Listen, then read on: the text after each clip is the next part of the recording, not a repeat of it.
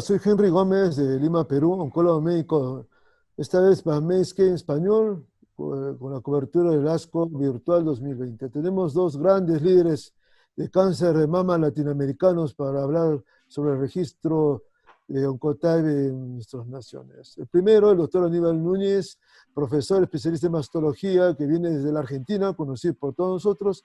Y el segundo, Juan Enrique Barrayó Rocha, cirujano oncólogo del INCAM, también ampliamente conocido por todos los oncólogos de Latinoamérica. Doctor Aníbal, este estudio prospectivo, este registro prospectivo de Oncotype, ¿cómo se llevó en la Argentina? ¿Cómo fue el desarrollo ya de este proyecto? Sí, buenos días. En Argentina, producto de la estructura de su sistema de prestación de salud, participaron varios centros, en realidad son 6 los centros aportantes a este estudio, y hago una observación muy importante, es que el estudio se llevó adelante por decisión individual del médico y de la paciente, dado que es la paciente la que tuvo que hacerse cargo de los costos de la prueba, porque en términos generales no está cubierto por los sistemas de salud. La verdad que la participación fue muy importante, lo cual demuestra la confianza que tanto médicos y pacientes tuvieron sobre ello. Enrique, en México, ¿cómo fue el desarrollo del estudio?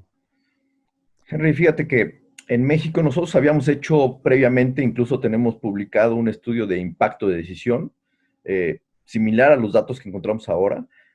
Me gustaría reflejar dos cosas. Creo que este estudio, lo primero que enseña es cómo podemos en toda Latinoamérica voltear a ver cuál es el impacto más global en países donde tenemos pacientes muy similares, porque habla de cuáles son las características clínicas, cuáles son las características del tumor y cuál es la influencia que está teniendo en la toma de decisión de cada uno de nuestros médicos.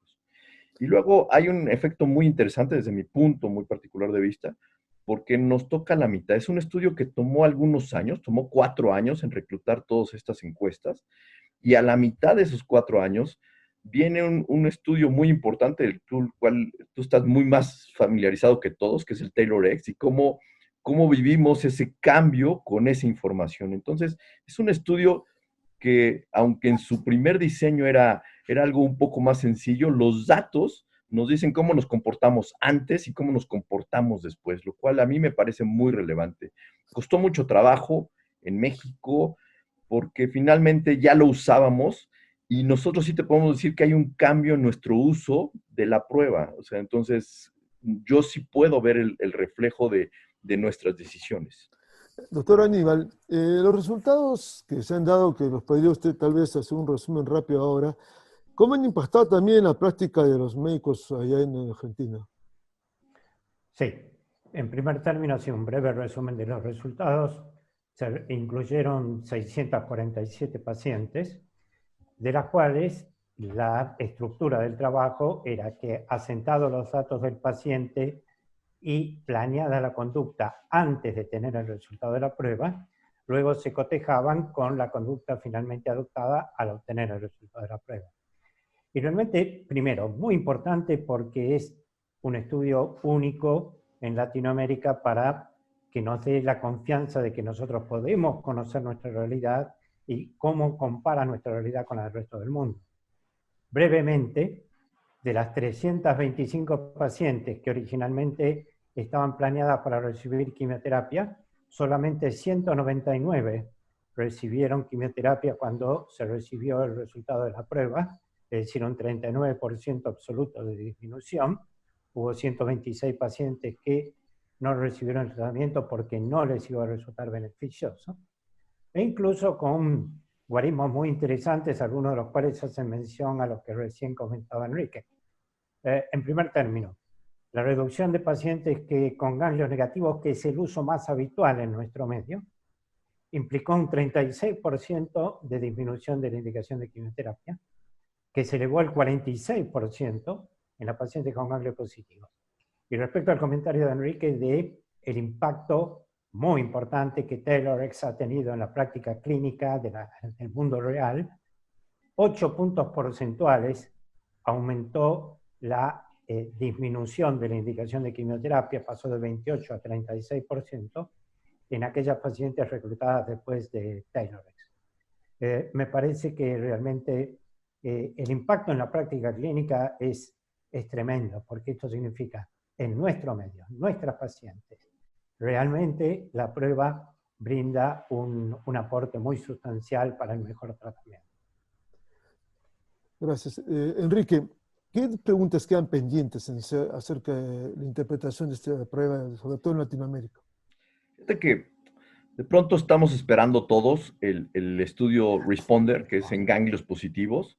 Este estudio, como estuvo platicando Aníbal, finalmente incluyó pacientes tanto en ganglios negativos como en ganglios positivos, lo cual es muy interesante porque cómo estamos en Latinoamérica utilizando esa prueba, aún todavía sin la evidencia 1A de Responder, nosotros ya la estamos utilizando y ya está teniendo un impacto favorable en nuestro impacto de decisión.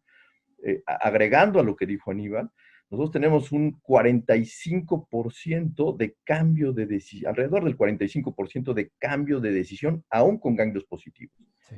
Y lo otro, que es muy interesante en nuestros hallazgos, cuando tienes estudios controlados en los cuales tú has participado muchísimo, de alguna forma u otra, la representatividad en el mundo real, o sea, cuando tienes al paciente enfrente, hay veces que te quedas un poco corto, si son tumores un poco más pequeños, si son mujeres más jóvenes. Y este estudio lo que demuestra en las características clínicas de nuestros pacientes es la realidad de nuestro país.